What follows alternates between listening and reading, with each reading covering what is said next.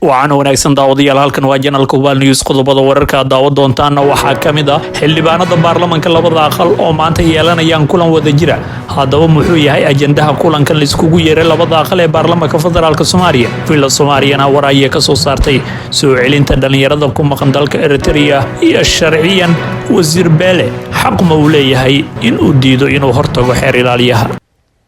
qodobadaad maqasheen waxay ahaayeen kuwii ugu waaweynaa warka janalka Hubal News fadlan daawade haddaad nagu cusubtaan nagu soo biro ka mid noqo saaxiibada hela wararka aanu ku baahina janalkan aragtidiina halka hoose noogu reeba muuqaalkana sii share gareeya laagtiinana waa inoo muhiim haatanna kusoo dhawaada qodobadaad maqasheen oo faahfaahsan xildhibaanada labada aqal ee baarlamaanka federaalka Soomaaliya ayaa yeelanayaan kulan wada jira sida loogu ogeysiiyay fariin loo diray xildhibaanada oo lala wadaagay ajandaha kulanka baarlamaanka ee wada jirka ayaa maanta aqrinta labaad lagu marsiinayaa miisaaniyada dowladda ee sanadka 2022 oo horey ay u meel marisay xukuumadii ra'iisul wasaare Roble waxaa jira kulan golaha shacabka baarlamaanka jamhuuriyadda federaalka Soomaaliya ayaa lagu yiri fariinta loo diray xildhibaanada labada aqal ajandaha kulanka waa aqrinta labaad ee miisaaniyada 2022 waa sida lagu yiri isla fariintaasi loo diray xildhibaano ka tirsan baarlamaanka sidoo kale senatarada aqalka sare ayaana loo diray fariin ah dhammaan senatarada aqalka sare waxaa lagu wargelinayaa inuu jiro kulan wada jira oo labada aqal baarlamaanka federaalka Soomaaliya ajandahana waa aqrinta labaad ee miisaaniyada qaranka 2022 kulanka wada jirka ayaana ka dhacaya xarunta Villa Hargeysa oo hadda ay ku shaqeeyaan xildhibaanada golaha shacabka baarlamaanka federaalka Soomaaliya labada aqal ayaa markii ay aqrinta ku dhameeyaan miisaaniyada waxay u qaadayaan cod waxayna miisaaniyada sanadkan oo gaaraysa 918 milyan 666,761 ay noqonaysaa tii ugu badneed burburkii kadib oo xukuumad Soomaaliya hor keento baarlamaanka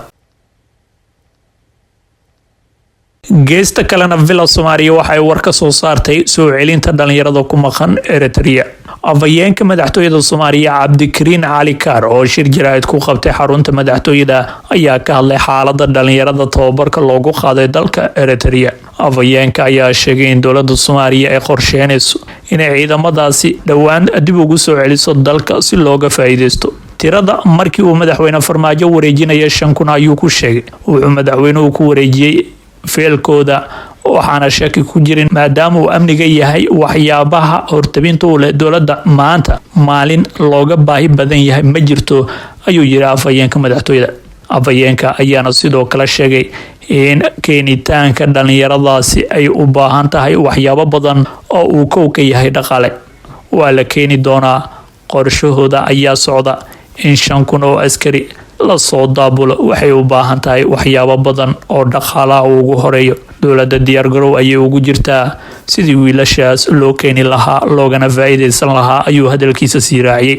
afayeenka madaxtooyada ma faahfaahin wax uu la jeedo dhaqaale iyo haddii uu ka wado sidii meel loo saari lahaa mushaarkooda horey waxa uu jiray war suuqeed sheegaya in ciidankaasi ay u xayiran yihiin dhaqaale balse taas wax cadeema looma hayo afayeenka ayaana sidoo kale sheegay in dowladda Soomaaliya diyaar u tahay inay la fadhiisato waalidiinta dhalay dhalinyaradaasi si ay xog fiican uga siiyaan xaaladda wiilashooda hadalka afayeenka ayaana ku soo aaday kadib maalmo markii ay Muqdisho isku soo bax ku qabteen waalidiinta dhalay wiilasha loo qaaday dalka Eritrea kuwaas oo madaxweynaha cusub ka dalbaday inuu ku caawiyo sidii ay u heli lahaayeen ilmahooda oo ka maqan dhowr sano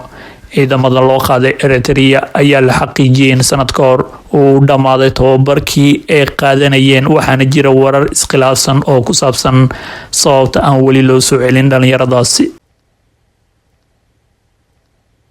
waa hagaagay daawadayaal iminkana waxaanu eegaynaa sharciyan wasiir Beele xaq ma u leeyahay in uu diido inuu hortago xeer ilaalinta wasiirka maaliyadda dowladda federaalka Soomaaliya Cabdiraxmaan Ducaale Beele ayaa diiday inuu hortago xafiiska xeer ilaaliyaha qaranka ee looga yeeray xafiiska xeer ilaalinta ayaa warqad uu soo saaray wuxuu wasiirku ka dalbaday inuu hor yimaado si loo weydiiyo arrimo la xiriira maaliyadda oo sida xafiisku sheegay uu baaritaan ku wado wasiir Beele ayaa diidmadiisa u sababeeyay in xafiiska xeer ilaalinta uusan awood u lahayn inuu u yeero balse qofka kaliya ee u yeeri kara waxna weydiin kara uu yahay garyaqaanka guud ee dalka dooda labada dhinac muxuu sharcigu ka qaba su-aalahaasi ayaa waxaa la weydiiyey cabdiraxmaan maxamed xasan qaanuuni oo ah abuukaate waxna ka dhigay jaamacadda soomaaliya ee magaalada muqdisho. cabdiraxmaan qaanuuni ayaa sheegay in xeer ilaaliyaha guud ee qaranka uu xaq u leeyahay inuu baaris hordhaca ku sameeyo, ha ahaato mid hay-ad maaliyad khuseysa ama ha ahaato mid qof shaqsi ah oo caadi ah khuseeya ama ha ahaato hay-adaha kale ee dowladda. xafiiska xeer ilaaliyaha guud ee qaranku si guud wuxuu xaq u leeyahay inuu sameeyo baaris hordhaca oo ku saabsan dembi inuu dhacay, la filayo ama kuwa laga shaki qabo, isagoo gudanaya waajibaadkiisa sharciga sida ku xusan qodobka 12 ee xeerka ciqaabta Soomaaliyeed. sidoo kale qodobka 8 ee xeerka garsoorka Soomaaliyeed, qodobka 69 ee xeerka habka ciqaabta Soomaaliyeed iyo qodobka 7 ee xeerka ciqaabta Soomaaliyeed. waxaana markaasi kadib xeer ilaaliyaha uu soo baxayo waxa uu baarayo inay yihiin wax jira oo mudan in maxkamad loo gudbiyo iyo in baaritaanka ay uga soo baxdo inuusan dembi jirin. xaq ayuuna u leeyahay inuu baaro kiiska, ayuu yiri qaanuuni. master qaanuuni oo wax laga weydiiyey haddii uu wasiir Beele xaq u leeyahay inuu diido yeerista xeer ilaaliyaha ayaa sheegay inuusan wax sharci ah u haysan inuu diido warqadda ka soo baxday xeer ilaalinta ee looga codsaday inuu horyimaado. waan aragnay qodobka uu wasiir Beele soo qaato oo leh garyaqaanka guud ayaa xaq u leh inuu maxkamadaha hortooda ka difaaco hay-adaha dowladda. waa sax qodobkaas, laakiin ma jirto dacwad wasiirka laga gudbiyey oo hortaalla maxkamadaha oo uu garyaqaanka ka difaacayo. garyaqaanka wuxuu difaacaa dacwooyinka ka dhanka ah hay-adaha dowladda ee horyaala maxkamadaha. sidaasi daraadeed ma jirto wado hadda u furan garyaqaanka guud oo uu ku difaaco wasiirka maaliyadda, ayuu yiri qaanuuni. cabdiraxmaan qaanuuni ayaana sheegay inuu warqadda ka soo baxday xeer ilaalinta ay kaliya ku qorneed in wasiirka wax laga weydiinayo arrimo la xiriira maaliyadda. abuukaate qaanuuni ayaana ugu dambeyntii ku baaqay in si arintan loo xaliyo loo baahan yahay in hanti dhowraha guud uu marka hore sameeyo baaritaan. haddii uu helo cadeemo muujinaya inay jiraan wax isdabamarin maaliyadeed, markaasi kadib in loo gudbo xeer ilaalinta sharcigana looga waco qofka ay khuseyso arrinkaasi. guud ahaan daawadayaal wanaagta warkii oo aad kala socoteen janalka Hubaal News, fadlan daawade haddaad nagu cusubtahay nagu soo biro ka mid noqo saaxiibada hela wararkaanu ku baahino janalkan, aragtidiina halka hoose noogu reeba,